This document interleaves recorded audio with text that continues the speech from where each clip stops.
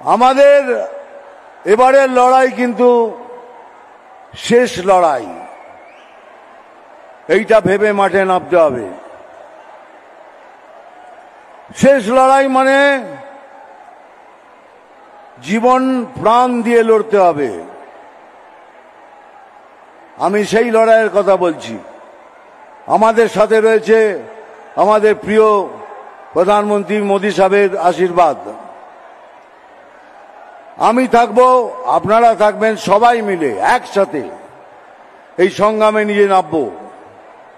আমাদের এই ইলেকশন জিততেই হবে, যেভাবেই হোক জিততে হবে। কেন, কি নিয়ে কথা বলবো? দুর্নীতি, দুর্নীতি তো ভরে রয়েছে। একটা ফাঁক থাকলে তো বলবো, একটা ফাঁকও নেই দুর্নীতিতে। তাহলে কি নিয়ে কথা বলবো?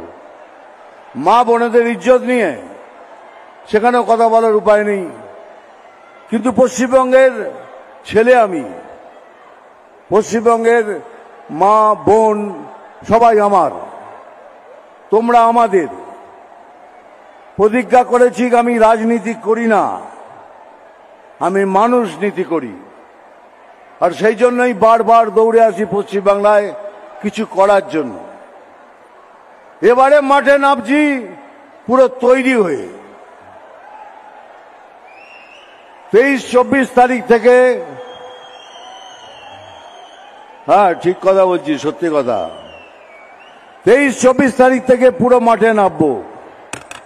আপনাদের সাথে থাকবো, আপনাদের সাথে কথা বলবো, আপনাদের প্রবলেম জানবো, মাঠে একসাথে নেবে লড়াই করব।